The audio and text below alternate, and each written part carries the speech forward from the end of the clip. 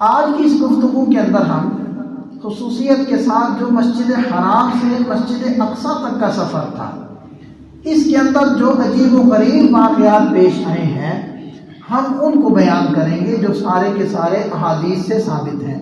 سفر تو قرآن سے ثابت ہے، جیسے کہ میں نے آیت مبارکہ پڑھی، لیکن اس کی تفصیلات احادیث میں ملتی ہیں۔ بہرحال آپ علیہ السلام کے لیے براق لایا گیا، جو خچر کے قریب وہ جانور تھا، اور وہ جنت کی چراگاہوں میں چلنے والا جانور تھا۔ اور ہم کیسے اس کا تصور اپنے ذہن میں کر سکتے ہیں کہ آپ علیہ السلام نے فرمایا کہ جہاں نگاہ پہنچتی ہے وہاں اس کا پہلا قدم، تو وہ کیسا ہوگا؟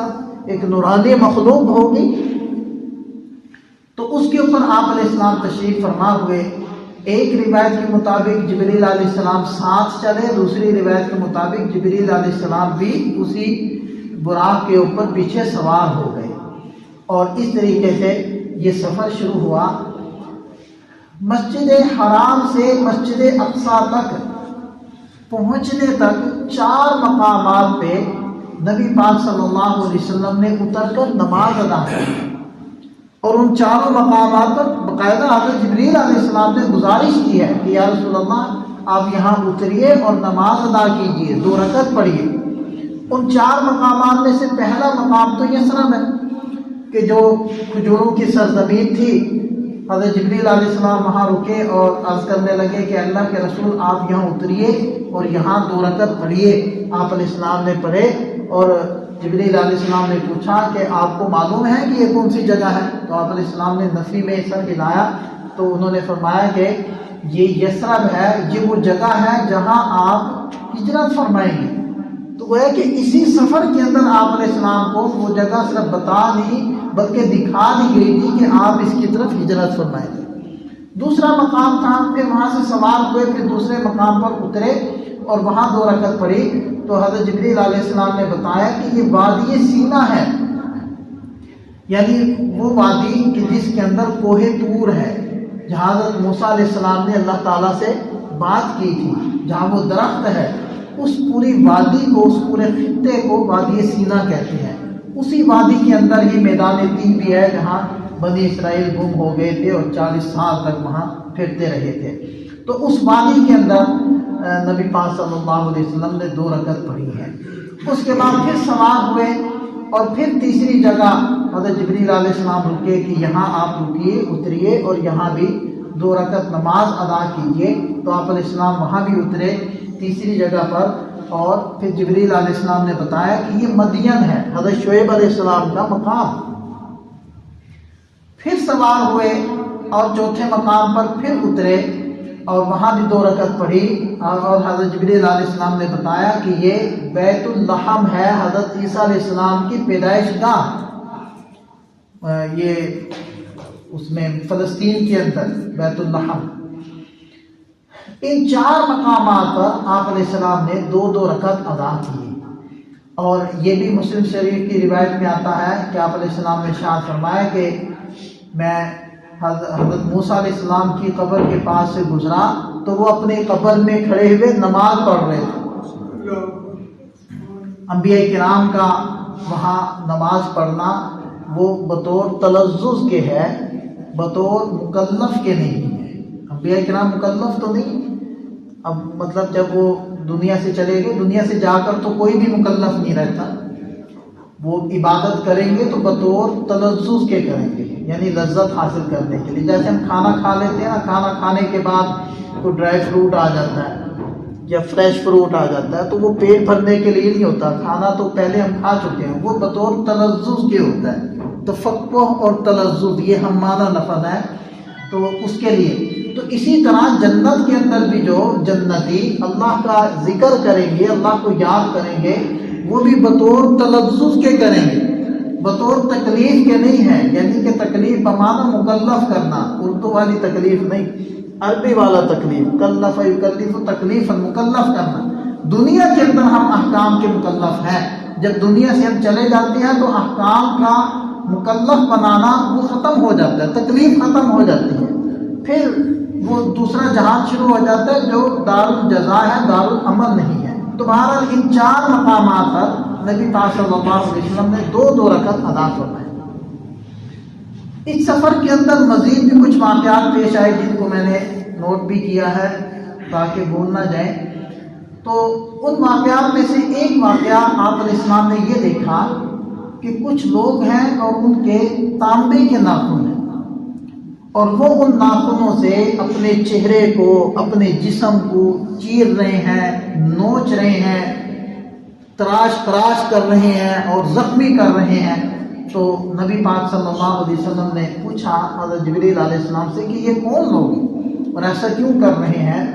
تو حضرت جبریل علیہ السلام نے عرض کیا، اے اللہ کے رسول، یہ وہ لوگ ہیں جو دنیا کے اندر دوسروں کی غیبت کیا کرتے ہیں، یہ ان کو اللہ تعالیٰ سزا دے رہے ہیں۔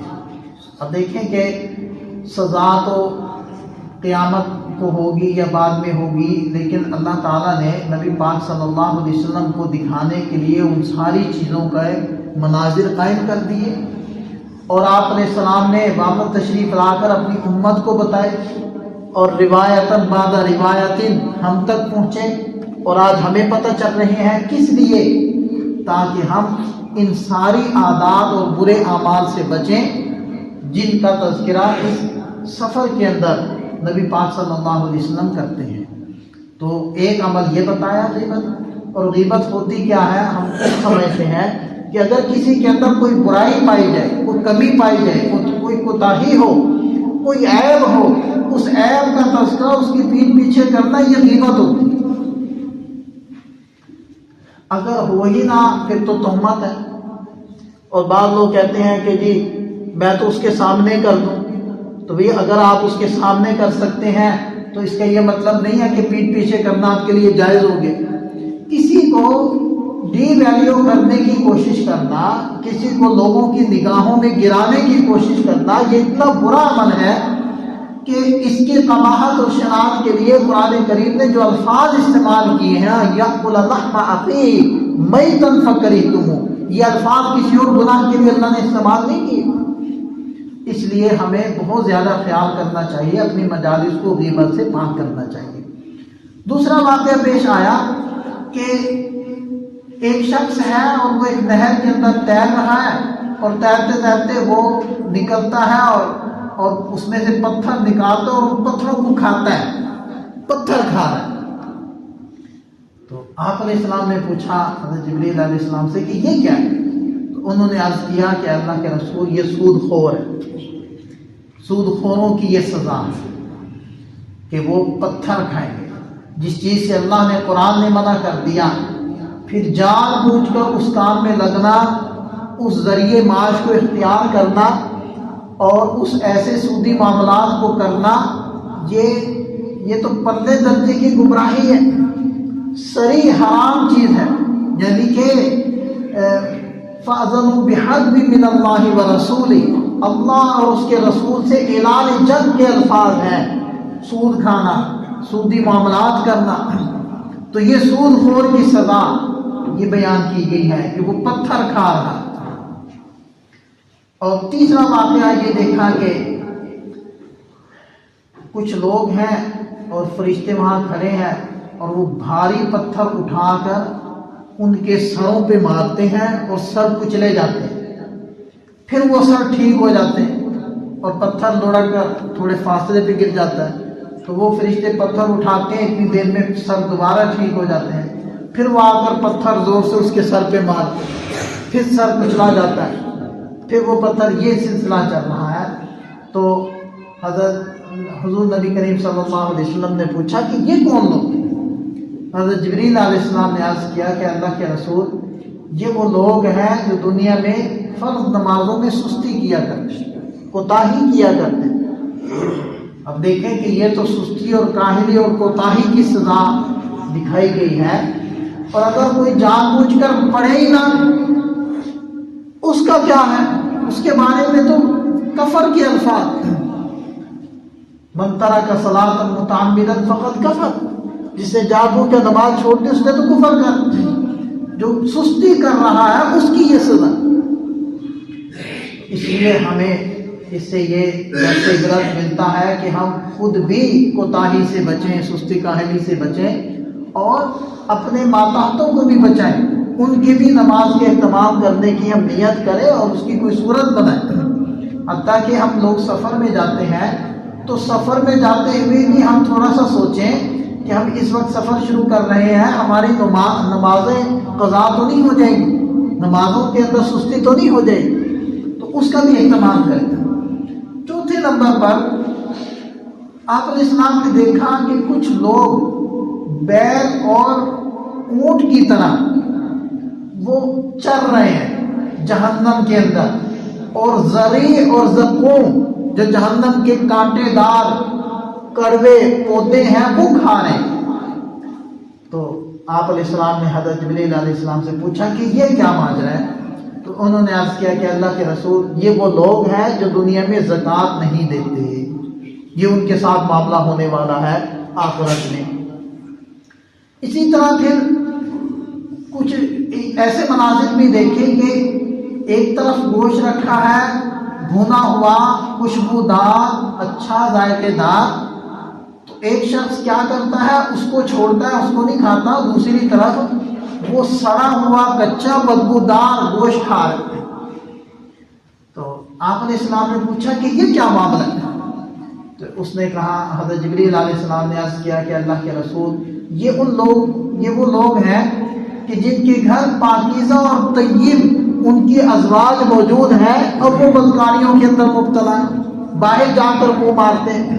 تو ان کی مثال بالکل ایسی ہے کہ پاکیزہ مزیدار ذائقہ دار کھانا ان کے پاس موجود ہے اور وہ سڑا ہوا گندا اور غلیظ کھانا کھا رہے ہیں۔ اسی طرح ایک شخص کو دیکھا کہ وہ لکڑیوں کو بڑا گٹھڑ اٹھانے کی کوشش میں ہے، اٹھاتا ہے پھر وہ گر جاتا ہے۔ اب وہ لکڑیوں کا گٹھڑ اس قدر بڑا اور بھاری ہے کہ وہ اٹھانے سے اٹھا نہیں پاتا، لیکن جیسے ہی گرتا ہے پھر 2-4 لکڑیاں دائیں بائیں سے اکٹھی کرتا ہے، وہ بھی اس کے اندر شامل کرتا ہے، پھر کوشش کر رہا ہے کہ پہلے بھی اسے اٹھایا جا رہا وہ اور اس کو بڑھاتا جا رہا ہے۔ تو آپ علیہ السلام نے پوچھا کہ یہ کیا ماجرا ہے؟